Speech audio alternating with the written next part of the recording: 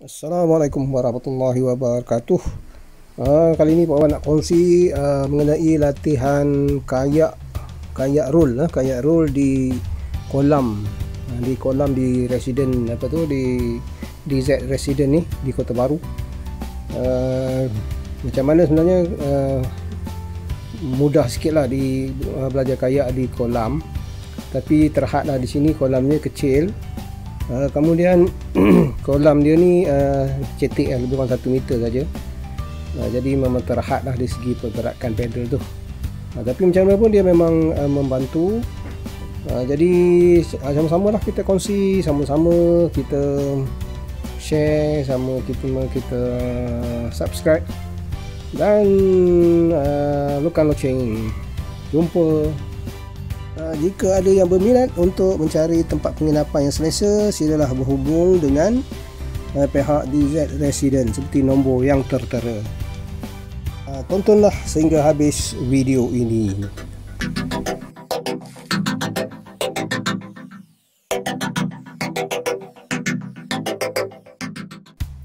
Sebelum Pak Wan mengajar, Pak Wan mencuba dulu beberapa roll di sini. Tapi memanglah kalau masa Pak Wan buat, banyak roll yang Pak Wan buat tu terkena lantai lah, terkena pedal, terkena lantai. Sebab pedal panjang dekat 2 meter, tapi kedalaman kolam ni hanya lebih kurang 1 meter saja. Jadi dia memang terhad di segi pergerakan pedal lah. Tapi yang terbaik adalah kita menggunakan kaedah roll, backdeck roll. Backdeck roll dia, kita punya pedal berada di atas, dia tidak mencecah kepada lantai. Tapi ini kaedah yang lebih advance lah berbanding dengan kaedah C to C yang Pak Wan ajar kepada seorang anak murid ni. Okey, dia menggunakan kaedah C to C. Tapi bila C to C ni memang pedal akan terkena kepada lantai sedikit lah. Jadi bagi peserta ni, bagi pelajar ni, dia 2-3 kali Pak Wan suruh dia buat dulu. Yang terhajar tu ni memang dia boleh buat, tapi ingin perbaiki dari segi kayuhan dia tu, kayuhan pedal semasa ini dia akan memperbaiki. Tetapi apabila kita memberi banyak instruction, memberi banyak pembetulan, menyebabkan dia mungkin dia akan terganggu dari segi dia nak setting ataupun dikayuh di dalam. Jadi dia kayuh ini yang dia punya buat ni, dia sebenarnya boleh juga, tapi dia akan menggerakkan kita punya kayak tu ke depan lah, menggerakkan kayak kita ke depan. Jadi tak ada salahnya. Cuma kadang-kala apabila air kita menghadap ke hadapan, dia akan menyebabkan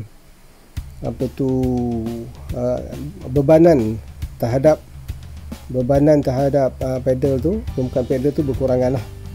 Jadi yang seelok-eloknya biar pedal tu menghala ke bawah supaya dapat maksima di segi permukaan penggunaan air tu. Jadi apabila kita buat roll, sebaik mungkin kita jangan bagi pedal kita tu pacak lah, istilah kita ni pacak. Yang ni kalau pacak, dia akan menyebabkan pergerakan pedal tu lagi terhad. Jadi mula-mula kita kena lock dulu kita punya pedal, supaya kita bertenang untuk setting kita punya kayuhan untuk naik semula, untuk roll tu. Ni sahabat kita ni dia confuse. Kita nakkan dia tu maksima tu, jadi confuse. Dia kayuhan ke dalam kayak, padahalnya ke luar kayak kan. Okey, tapi setelah beberapa kali dilatih dan nampaknya dia telah dapat menguasai di segi roll kayak ni, roll kayak.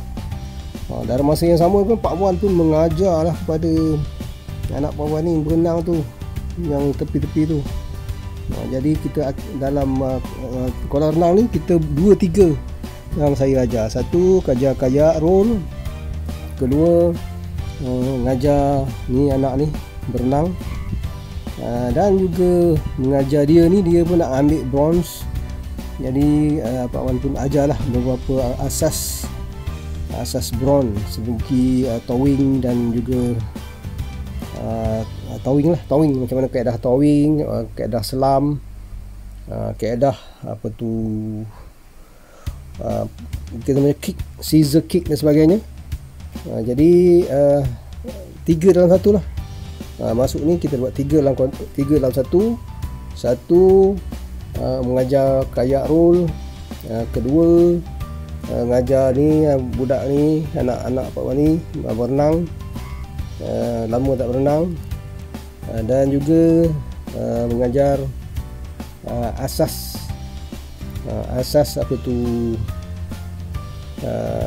renang menyelamat, sebagai penyelamat lah, menyelamat di air.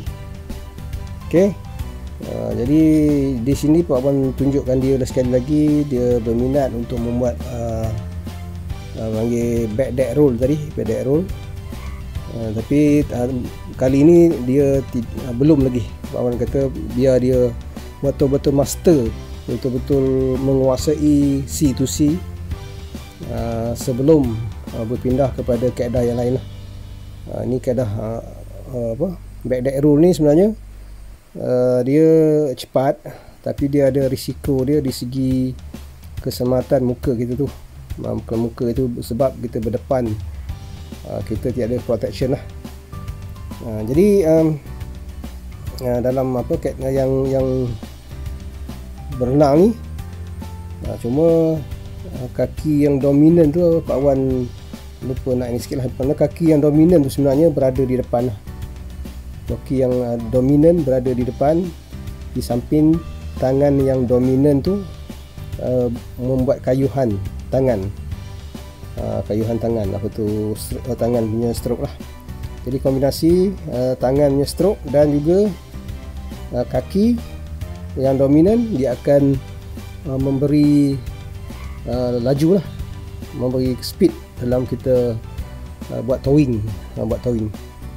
Jadi dalam life saving ni dia lagi banyak lah sebenarnya. Dalamnya ada mungkin 14-15 item yang perlu dikuasai, termasuk selam, termasuk towing, termasuk water trading, straddle jump, dan macam-macam lagi lah.